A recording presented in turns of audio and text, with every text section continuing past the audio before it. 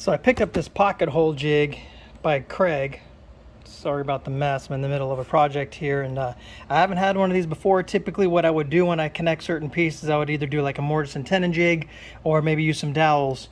But I wanted to give this a try. I haven't done it yet, and I figured I would do a quick review on this particular version of the Kreg pocket hole jig. This is the 520 Pro.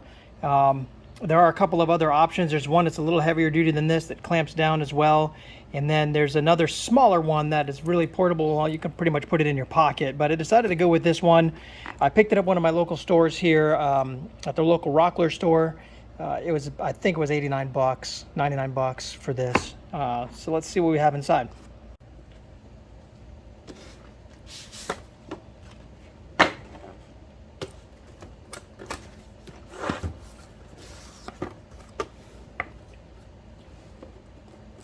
So inside we've got some marketing for some other Kreg options here. We've got your instruction manual. Here's the drill bit. Let's take a look at that. Yeah, there's the drill bit. We've got the actual jig itself.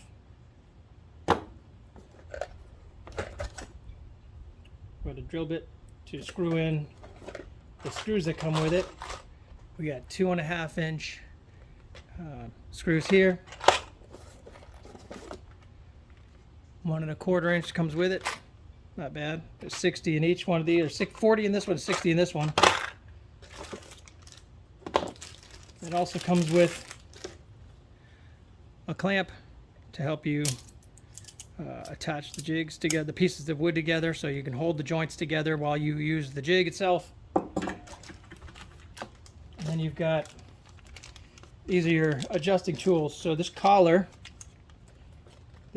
goes on the drill bit.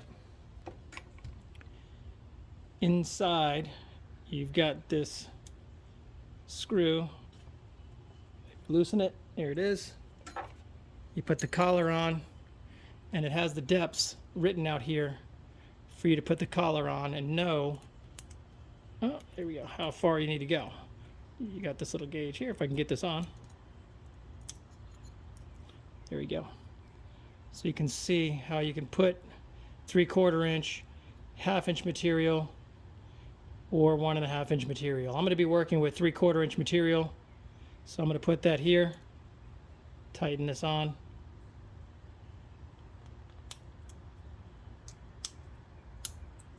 There we go. And then this also acts as a gauge, so you can measure the thickness of your material here as well. So here's an example. Here's an example of the wood that I'm working with. So you can just slide that on here and recognize that this is 3/4 inch stock. It's a little less than 3/4 inch stock. And when you're working with your material and you set this, by the way, this has a gauge here as well. I'll be working again with 3/4 inch stock. So when you put this through, you put your wood in here, it vices on, and then you can drill your holes. You want to change and adjust this for the thickness of your stock as well. Not the width or the length, but the thickness of your stock. Spring loaded, which is nice. So again, you can just grip it this way and then it releases it. This goes and works with up to an inch and a half thick stock. There is another jig that's designed for 2x4s and even thicker pieces of wood, but you want to use this one for up to 1.5 inch thick stock. Something to note, there is a slot here underneath that is designed to put a clamp, like a bench clamp or some sort of clamp. It goes right onto the top of your bench working space right here, and then the clamp itself tightens it right on. I don't have that, so I'm just gonna have to set this on the table in itself.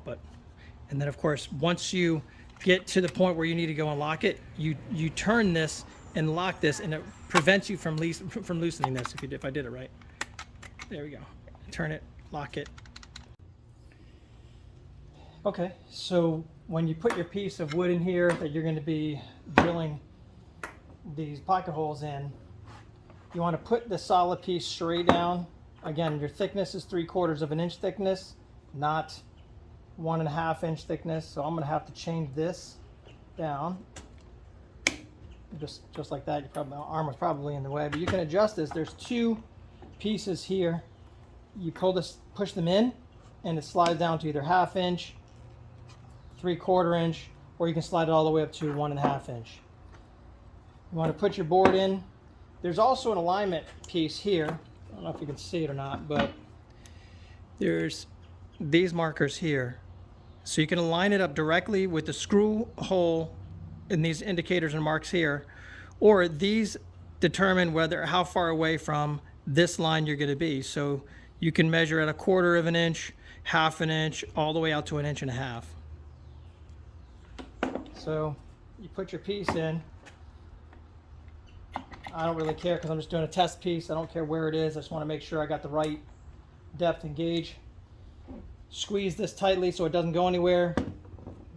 It's probably a good idea to lock it just in case you hit that trigger on accident. You're going to want to put your drill bit into the collar or into the sleeve here, and then once you start to touch the wood, start to drill and proceed.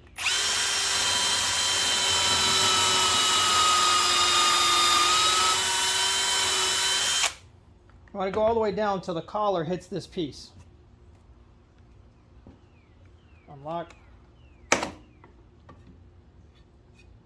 There we are. We've got a pocket hole done. It didn't even come out of the bottom, I noticed. And that's why you've got these self-tapping screws as they go through. Very nice. Now what you do, you take your workpiece that you want to attach this to. So after you've aligned them up just right, you've got this piece here on both sides, helps hold it firm.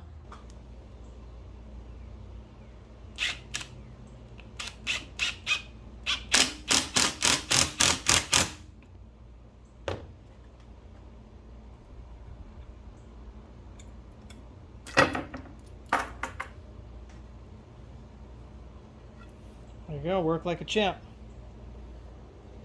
Nice and smooth. Now, of course, you probably put 2 of them in here. Just wanted to make sure that this worked. That screw is down in there. Excellent.